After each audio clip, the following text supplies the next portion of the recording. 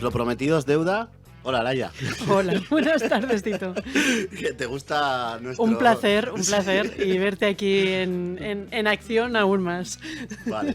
Bueno, para el que no te conozca, explícanos quién es Laia Bonet. Pues mira, yo he tenido el enorme honor de estar al frente del IMET estos 4 años últimos, no, los últimos 2, porque cogí el relevo de Rosa Alarcón, que fue quien desde el Grupo Socialista en el Ayuntamiento había empezado con todas las responsabilidades de movilidad, pero los últimos 2 años lo heredé yo, con lo cual traspasamos de una a la otra con mucha facilidad. Ella había hecho un magnífico trabajo y fue muy fácil seguir con esa forma de trabajar que creo que forma parte de una manera de hacer, ¿no? Con mucho diálogo, con mucho, bueno, hablando mucho y buscando soluciones en positivo siempre, ¿no? Y a eso me he dedicado los últimos años, aparte de algunas otras responsabilidades en el Ayuntamiento de Barcelona, como concejala, como teniente de alcalde, pero concretamente en el área metropolitana presidiendo el IMET. Vale, entramos ahí en materia. Vamos allá. Bueno, ahora estamos en campaña de elecciones. Uh-huh. Y bueno, yo quería que vinieras un poco para explicar, porque yo siempre estamos hablando con los taxistas y tal, y siempre hemos hablado muy claro. Y creo que ahora, bueno, no te voy a pedir ninguna comparación, eso ya lo debatiremos nosotros internamente, los grupos y en el sector, pero sí que me gustaría un poco hacer una comparación o qué ha hecho el PS cuando ha estado estos 4 años de legislatura el PSC al frente del IMET y al frente de la seguridad, que es al final los jefes, ¿no? O la Consejería de la Guardia Urbana. Sí, sí. Uh-huh. Y que hizo en la anterior legislatura los comuns, ¿no? Que estuvieron también. Entonces, yo he visto muchas diferencias. Yo a la gente se lo cuento todo, soy bastante transparente y directo. Lo primero que a mí me sorprendió fue la PICMI. Sí. La aplicación pública. Sí, eso era imprescindible. Y que nosotros llevábamos desde el 2016 pidiéndolo y siempre se nos había dicho que, bueno, pues que no era posible. Que no era posible. Uh-huh. Y ahora te dejaré hablar, ¿eh? Sí, no. Pero realmente cuando hay voluntad política por algo, los que gobiernan en este caso en el IMED son los que tienen que, entre comillas, ¿no? Ordenar o mandar, tomar decisiones. Uh-huh. Y los que están trabajando dentro del IMED, bueno, digo el IMED o donde sea, ¿eh? Sí. Hablo del IMED porque es el taxi. Son los que tienen que trabajar para ejecutar lo que la voluntad política quiere, ¿no? Entonces, bueno, yo siempre se lo digo a todos los taxistas. Para mí, lo que ha marcado la diferencia de estos últimos, de 10 años que lleva Élite y 9 o casi 9 en la tabla técnica, el mayor cambio que he visto es que desde que el PSC ha cogido el IMED, el que manda en el IMED es el PSC, ¿no? Y cuando llegamos a acuerdos se cumplen. Esto antes, sin ánimo de, como digo lo que siento, y la verdad, lo que yo percibo, que yo creo que el camino es este, pero es verdad que antes se preguntaba más o se tenía más en cuenta, que también hay que tenerla en cuenta, la opinión pues de los que trabajan ahí en el IMED, ¿no? Y bueno, no sé, di algo. Es que yo creo que son 2 niveles y lo explicabas muy, muy bien. Pero cuando uno ejerce una responsabilidad política, no se espera de él o de ella que simplemente cuando le llegan peticiones lo pregunte a los que están ahí para ejecutar las políticas, si se puede hacer o no se puede hacer, o si deberían hacerlo o no, porque hay un plano de decisión política y hay un plano de ejecución de decisiones políticas. Es evidente, y tú lo decías también muy bien, que las decisiones que se tomen tienen que tener en cuenta si es posible hacerlo, cuáles son las limitaciones, las condiciones, con qué contamos, si tenemos recursos suficientes, si prevemos una determinada normativa con unas condiciones, si tendremos recursos luego para controlar a los que no las van a cumplir o no. Todo esto se tiene que tener en cuenta, pero hay que tomar la iniciativa. Y para tomar la iniciativa hay una previa, que es escuchar. Y yo creo que las dos cosas que para mí han sido más relevantes en este mandato, y no ha sido un mandato fácil, y seguro que volveremos a ello, porque empezamos en una situación que nadie se habría imaginado que pasaríamos por ella, que fue la pandemia y que nos afectó a todos, pero que afectó y mucho al sector, ¿no? Sí. Pero empezando con esa experiencia tan dura, bueno, aquí había muchas peticiones y muchas problemáticas que había que afrontar. Con soluciones, y solo lo puedes hacer primero si eres capaz de mantener abierto un diálogo permanente con el sector, eso es la premisa, y luego a partir de ahí ver si esas peticiones, esas exigencias que vienen del sector tienen sentido, obviamente que las tienen, y vehicularlas, transformarlas en decisiones políticas con los condicionantes que tengamos. Y ahí hay que tomar la decisión política, y es lo que se hizo en su momento. En pandemia se tomaron decisiones que había que tomar con urgencia, ¿no? Y yo quiero aprovechar también, la verdad, Tito, y te agradezco esta oportunidad de estar hoy aquí, pero porque creo que hace falta volver a recordar lo que el sector del taxi, lo que los taxistas hicisteis durante la pandemia, en un momento donde la ciudad se cerró, donde todos estábamos... Parecía una película, ¿eh? Parecía una película de terror. Sí, sí. Bueno, Sí. o de ciencia ficción. A mí, yo nunca he sido fan de la ciencia ficción, reconozco el mérito que tiene el género, pero a mí nunca me gustó. Pero de pronto, aquello que habríamos imaginado que era ciencia ficción se convirtió en la realidad, y todos tuvimos algún momento de abrir la ventana de casa, mirar la calle y no ver a nadie, día tras día, día tras día, día tras día.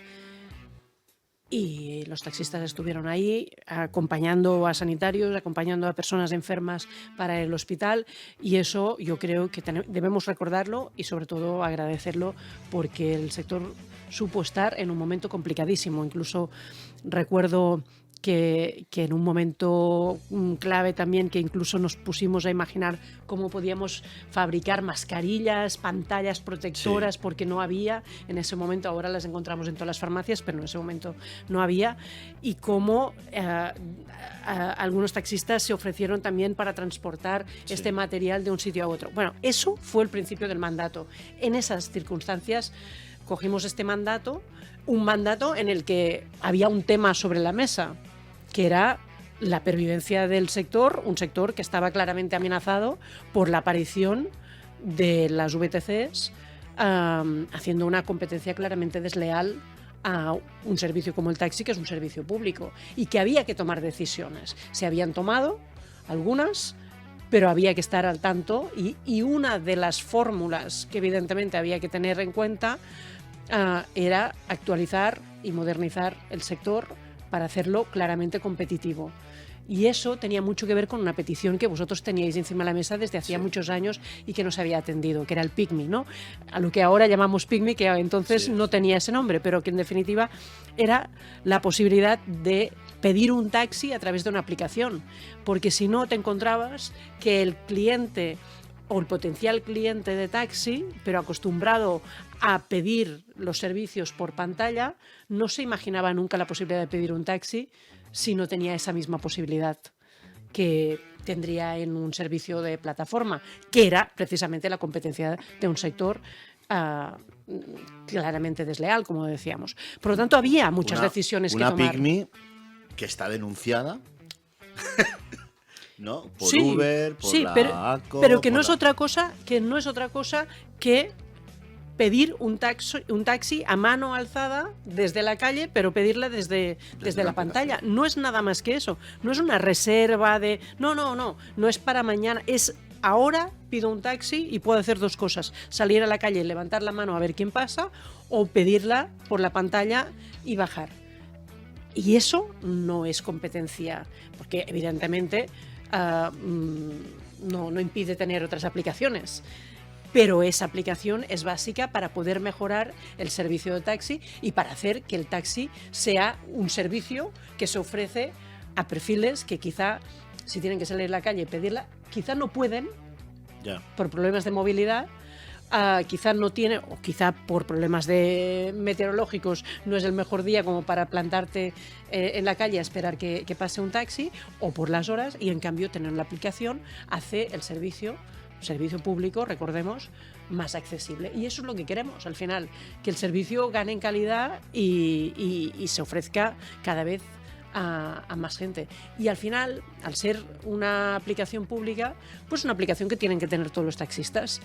Con lo cual, lo que haces es poner toda la oferta de taxis a disposición de los potenciales clientes. Y eso es mejorar el servicio. Pero había que tomar esas decisiones. Y eso es lo que se hizo a principios de este mandato, cuando efectivamente presentasteis esta propuesta. En ese momento estaba Rosa Alarcón y Rosa dijo, pues yo lo veo, y por lo tanto hay que empezar a trabajarla, y hay que trabajarla con vosotros para poder detectar cuáles son las necesidades, cómo tiene que configurarse esta aplicación. Y se tomó esta decisión al mismo tiempo que se estaban negociando con las entidades bancarias la posibilidad de las moratorias de préstamos, que evidentemente eran cuestiones de emergencia, de urgencia en ese momento, pero aquí había que poder trabajar en los dos planos, en la urgencia del momento, pero también en la mejora del servicio y por lo tanto con la mirada en el futuro, que es lo que hemos estado haciendo. Y luego, aparte de todo esto, que bueno, esto ha sido muy importante porque era una reivindicación del sector, bueno, histórica del sector, pero claro, el tema que a los taxistas más les preocupa siempre ha sido pues el tema de las plataformas, claro, las VTCs de plataforma.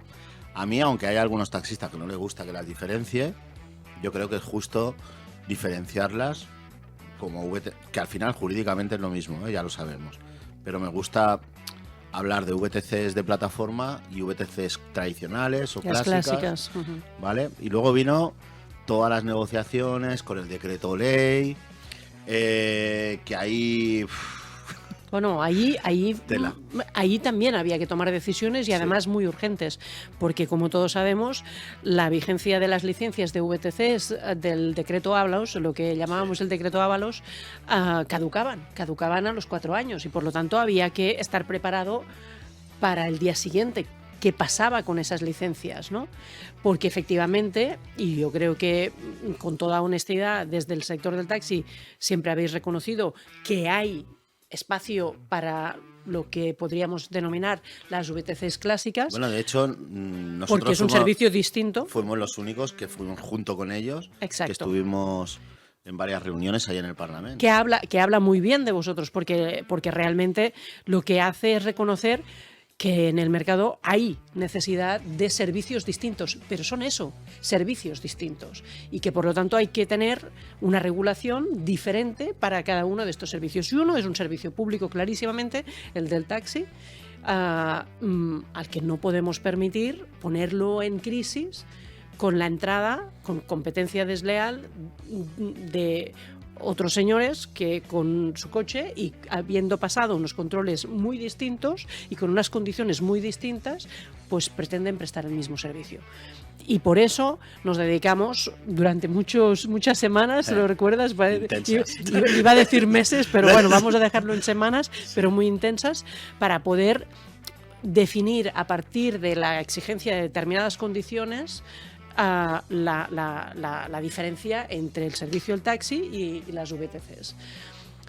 Y no fue fácil, porque allí había un trabajo muy importante a hacer, no solo para establecer las diferencias en cuanto al servicio, y por lo tanto ahí había diferencias pues con qué antelación había que pedir el servicio, características del vehículo, si podía ser de renting o no, establecimos que no, el vehículo tenía que ser de alta gama, sino que además había que acompañarlo de un endurecimiento del régimen sancionador, porque lo que decíamos antes, tú puedes hacer una magnífica norma, pero si no lo acompañas de régimen sancionador, es decir, si no tiene consecuencias incumplir esa regulación, es un brindis al sol, y eso es engañarse y engañar, y eso es lo que no queríamos hacer. ¿Tienes números de la Guardia Urbana? ¿Tienes números? Bueno, ya no te hablo desde de la nueva regulación, obviamente se nota, pero ya con la regulación anterior.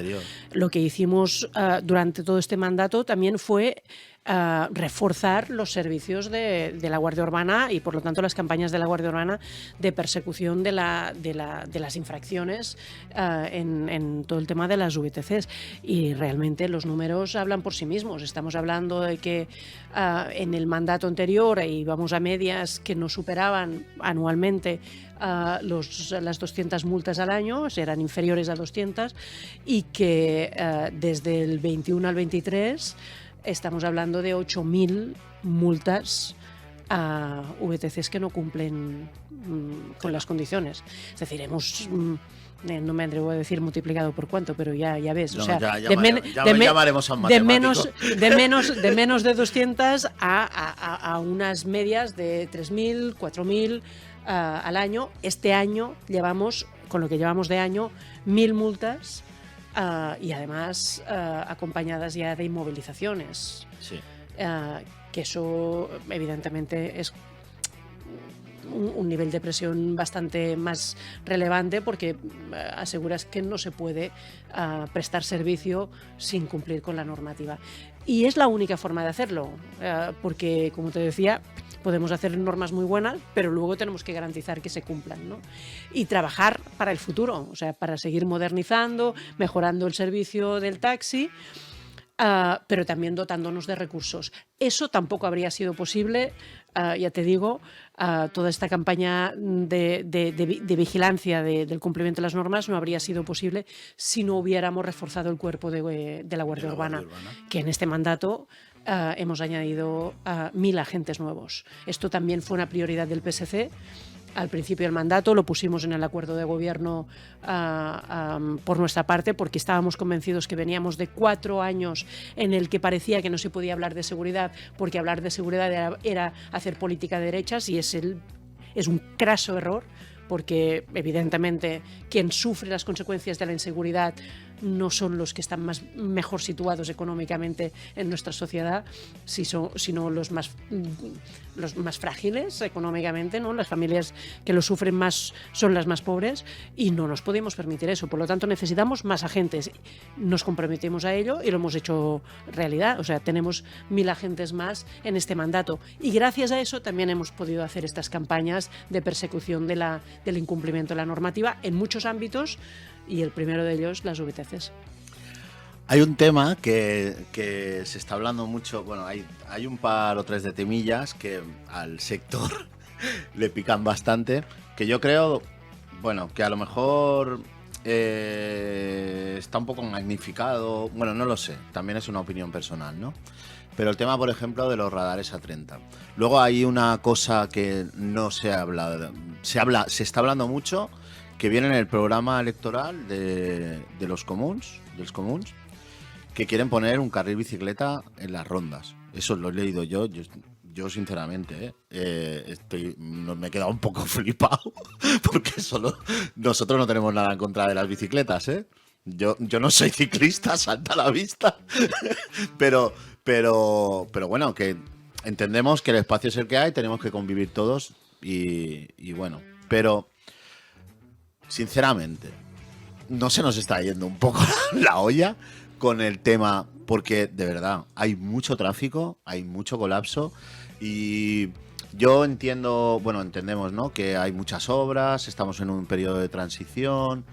No sé, ¿qué posición tenéis en este tema? Porque es un tema que preocupa mucho. Lógico. Y sobre todo, ¿vais a apoyar que pongan carril bici en las rondas? Eso es muy importante. Ya te digo yo que en esto, tómatelo como una broma, pero que sea el PSC también es el partido del sentido común, me gusta decirlo, ¿no? PSC, partido del sentido común. Poner carriles bicis en las rondas no es de sentido común. Ahí hay que ser muy, muy coherente con el hecho de que tenemos que conseguir que baje la velocidad a nivel de ciudad, porque la velocidad es una de las causas indirectas, bueno, la causa indirecta más relevante en la siniestralidad que hay en la ciudad, y eso es, yo creo, una responsabilidad que tenemos todos. En la ciudad necesitamos bajar las cifras de siniestros que hay, y que vamos mejorando año a año, pero que no nos sirve simplemente mejorar, que tenemos que reducirlo al máximo, y ahí reducir la velocidad es clave. Pero tenemos que ser muy conscientes al mismo tiempo que lo que no podemos tratar es toda la ciudad como si fuera una ciudad 30. Es decir, necesitamos distinguir entre las vías básicas, la red básica, la red de 50 kilómetros por hora, y el resto de la ciudad que sea secundaria y que sea 30. Y eso es imprescindible porque necesitamos garantizar la movilidad. Y si no, el principal afectado por todo también es el transporte público y es el servicio público. Y ahí también quiero poner el taxi. Y hemos tenido debates que me parecía a mí que no había lugar, pero los hemos tenido, porque toda la apuesta de las pacificaciones es evidente. No niego la mayor, la movilidad en la ciudad se está transformando. Y necesitamos proteger a los que se mueven de una forma y que son más frágiles en la cadena de movilidad. Y eso es el peatón, y luego es la bicicleta, etc.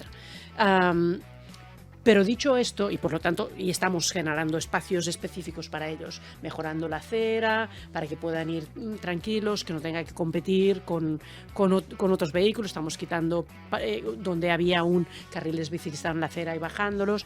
Y luego estamos haciendo carriles bici en la calzada y segregados. Sí, eso hay que hacerlo. Hay que hacerlo básicamente para garantizar su seguridad, pero eso no se puede hacer en todas partes. Y no todo cabe en todas partes. Y lo que sí que hemos visto es que en estos cambios en la movilidad ha bajado el número de vehículos privados, de coches y de motos en la ciudad. Ha bajado. Algunos dicen el tráfico se ha evaporado. No se ha evaporado. No. Ha bajado el número de coches en la ciudad. Pero en cambio, fíjate, no ha bajado la congestión. La congestión no solo no ha bajado, sino que alrededor de donde se están haciendo las obras o se han hecho operaciones de pacificación, los 4 ejes verdes estos, alrededor se ha multiplicado por 2 el tiempo de congestión. Es decir, si antes había 2 horas de congestión al día, ahora hay 4. Bueno, eso significa que algo estamos también provocando con estas actuaciones. Y eso al final tiene consecuencias. Por ejemplo, en la calle Valencia, la velocidad comercial del bus nos ha crecido un 7%. Nos ha disminuido el 7%. Quiere decir que ahora coger el bus en una línea que pase por la calle Valencia, pues vas a tardar más para llegar. ¿Por qué? Porque hemos puesto un carril bici en la calle Valencia. ¿Era imprescindible? Bueno, se decidió ponerlo ahí porque se sacaba de Consell de Cent. Bueno, hay que pensar bien las cosas. Porque al final no todo te cabe en todas partes. Y hemos tenido debates, como te decía, que a mí me parece que son indicativos de una determinada forma de hacer las cosas. Por ejemplo, debates sobre si podían circular los taxis en los ejes verdes o no. ¿Perdona? Bueno, es que inicialmente los comunes no querían ni las bicis por los ejes verdes. No querían que pasaran las bicis. Obviamente no hay carril bici. ¿Qué pasa con las bicis que no dejas pasar por Consell de Cent? Que no dejas pasar por un carril bici, que tienen que ir sorteando la gente que va andando. El que va en bici, tú no vas, el que va en bici, si tiene que ir sorteando la gente, no va a pasar por ahí. Luego, ¿qué hace? Buscar otras calles. Y luego pides que haya carril bici en todas las calles. Bueno, pues en todas las calles no se puede hacer sin asumir un impacto en el resto de la movilidad. Y el resto de la movilidad son los taxis y son los buses. Hay que pensarlo bien, porque al final, es lo que te decía, no todo es posible en todas partes y hay que poner prioridades. Y no nos podemos olvidar de qué pasa con los taxis, qué pasa con el transporte público, obviamente, y cómo le afecta el cambio en la movilidad y las pacificaciones. Y evidentemente no nos podemos olvidar de otro servicio que es básico. ¿Qué va a pasar con las ambulancias? en todas estas calles pacificadas. ¿Podremos garantizar como sociedad que una ambulancia llegue y te lleve a tiempo al centro sanitario? Todo esto hay que pensarlo cuando se abordan determinadas obras. Y yo creo que aquí, en el diseño de estas operaciones de pacificaciones, que por otro lado se están haciendo desde hace 40 años y lo han hecho todos los alcaldes socialistas, pero lo han hecho con diálogo, aquí esta vez ha faltado diálogo y ha sobrado una actitud de yo sé lo que hay que hacer y no me debo a nada, más que a la idea brillante que he tenido o que me han aconsejado. Y yo creo que aquí tenemos que ser muy realistas, estar observando de cómo van todos estos cambios y estar dispuestos a corregir donde haga falta para garantizar pues que los servicios se puedan seguir prestando, que una ambulancia llegue a tiempo a un centro hospitalario y que el transporte público no deja de ser competitivo porque resulta que le ha reducido la amplitud de carril para que pudiera caber un carril bici en esa vía, que es una vía de 50. Todo eso hay que aprenderlo a hacer en el próximo mandato de otra forma, y la verdad es que te iba a decir, yo ya tengo ganas de que estemos en el próximo mandato para poder trabajar desde otra actitud en todas estas situaciones, porque creo que hay que trabajarlo con más diálogo del que se ha hecho. Luego, no quiero parecer como hacen, porque yo me estoy tragando todos los debates que hay, que ya van 5 me parece, y luego hablan de que si política de pactos, de no sé qué. Aquí, ¿cómo funciona esto? O sea, cuando acaban unas elecciones, hay primero, segundo, tercero y tal, ¿cómo se reparten bueno, al final, las cuchillerías, ¿no? Las regidorías. Sí, regidorías. Sí.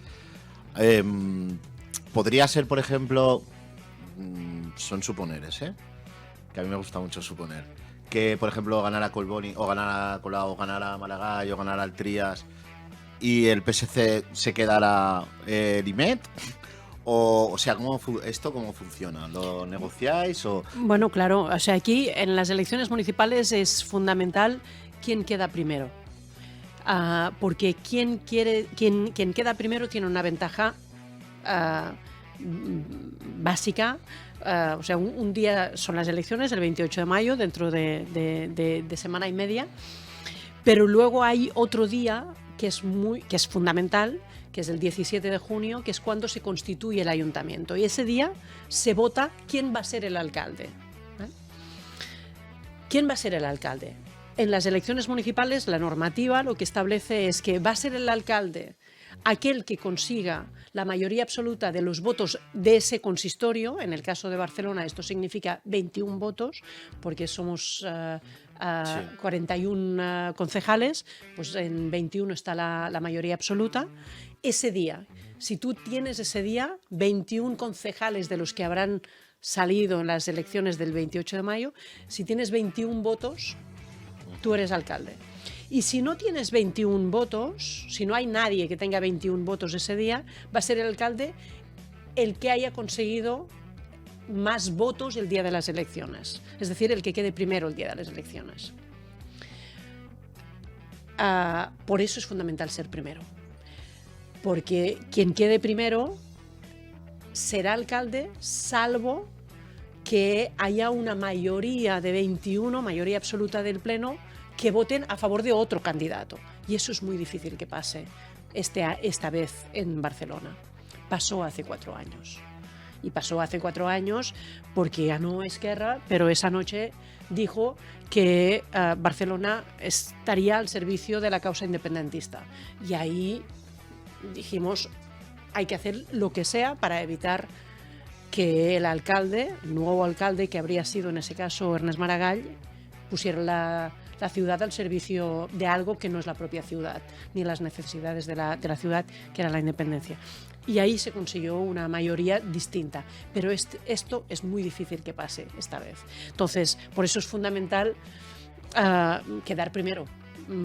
Y nosotros estamos convencidos desde el PSC que tenemos muchísimas posibilidades de quedar primero, porque nos hemos pasado la campaña haciendo algo que es rarísimo en política, que es hacer propuestas cada día. en positivo. Y no dedicarse simplemente a decir no quiero esto, no quiero esto, no quiero esto, no quiero esto, sino propongo esto y generar debate a partir de propuestas. Y eso es lo que ha hecho Jaume Collboni. Y está absolutamente convencido de que, estamos absolutamente convencidos de que esto es una actitud imprescindible en campaña electoral. Pero además hemos dicho, en cualquier caso, que nosotros queremos quedar primeros, necesitamos quedar primeros para poner la prioridad en la ciudad, en las necesidades de la ciudad y no someterla a otras lógicas, pero que además, si hay pactos, vamos a poner 3 condiciones encima de la mesa, con quien sea. Necesitamos que el pacto de gobierno se haga sobre la base de trabajar para una Barcelona ordenada, necesitamos trabajar para ordenar la ciudad. No somos partidarios para nada del caos ni del desorden. Entonces necesitamos una Barcelona ordenada, con lo cual el compromiso con quien pactemos eventualmente tiene que estar sobre esta base, pero también con políticas que reduzcan las desigualdades. Por lo tanto, no nos valen programas de gobierno liberales o que no focalicen sobre esto. O sea, quien quiera pactar con nosotros tendrá que apostar también para la reducción de las desigualdades en Barcelona. Y la tercera condición, más allá de una ciudad ordenada y políticas inclusivas y de reducción de las desigualdades, es respeto a las instituciones.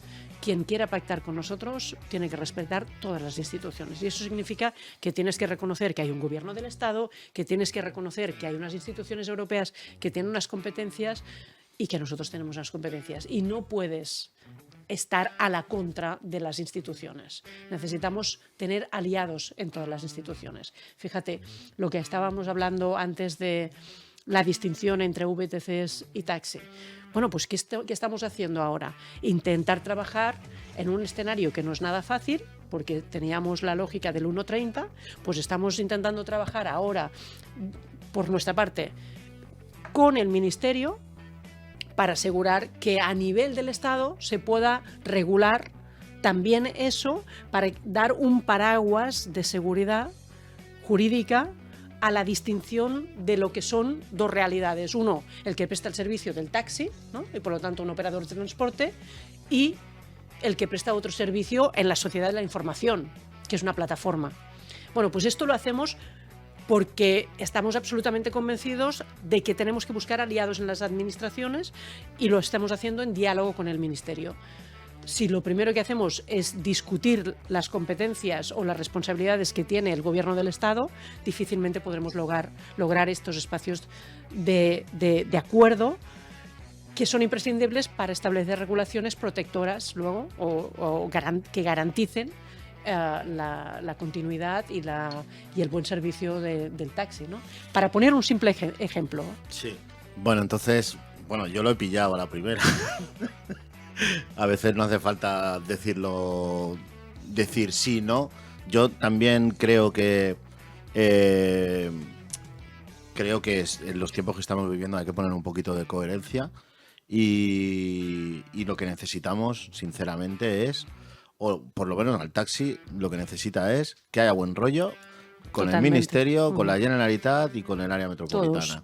Y que haya buena línea ahí, porque si no, pues mira lo que pasó cuando acabamos en la Gran Vía. Bueno, nos tiraba la pelotita de un sitio para otro porque en cada lado gobernaba uno diferente. Y que eso no sirve para nada. Fíjate lo que hicimos cuando se aprobó el decreto ley que regulaba las condiciones de las nuevas licencias de las VTCs. Después de la pérdida de vigencia de las licencias del decreto Ábalos, lo que hicimos fue buscar cuál era la regulación que podía permitir distinguir el servicio de taxi del de las VTCs, con conversaciones constantes con el sector, con vosotros, y a partir de ahí llevarlo a la mesa del Departamento de Territori en la Generalitat, porque al final eso era un decreto ley. Y había que poderlo tramitar. Lo negociamos con los que en ese momento estaban en el departamento, luego se fueron del gobierno, que eran los de Junts, y lo llevaron al Parlamento y nosotros lo que hicimos, obviamente nosotros convencidísimos, nosotros socialistas convencidísimos de esa estrategia, lo que hicimos fue trabajarlo de la mano del Grupo Parlamentario Socialista, con Salvador Illa al frente, para poder acordar ese contenido en el decreto ley que iba a distinguir de una vez por todas las condiciones de prestación de un servicio o del otro. Y se aprobó.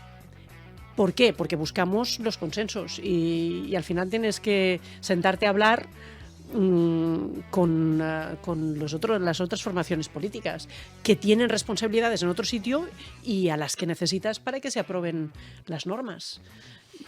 Laia, ya nos hemos comido el tiempo. Nos hemos comido el tiempo ya. Uy, madre mía. Tienes 30 segundos para dirigirte a los taxistas. Pues, esto es una... Mira, vale, los aprovecho simplemente para decir que los socialistas tenemos muchas ganas de seguir potenciando esta forma de trabajar que hemos defendido a todas, en todas las ocasiones que hemos podido y que hemos tenido ocasión durante este mandato. Queremos seguir estando al frente de la movilidad en la ciudad, pero sobre todo de la defensa del sector del taxi, porque es un servicio público que necesitamos no solo que continúe, sino que tenga todas las oportunidades de mejora que merece y de actualización que merece. Y yo creo que estamos convencidos que lo podemos seguir haciendo desde el diálogo y desde el buen rollo que decías tú, que hemos aplicado este mandato y con muchas ganas de que sea el 29 de mayo.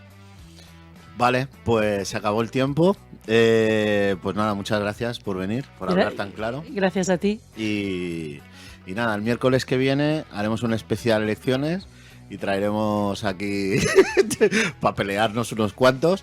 Y también ya me comprometo a hacer un resumen con datos objetivos de lo que se ha hecho en los últimos 8 años con 2 mandatos diferentes, que son realmente los que pueden ganar, en mi opinión. Bueno, está el Trías por ahí, pero ya veremos. No creo que ningún taxista vote al Trías, ya te lo digo.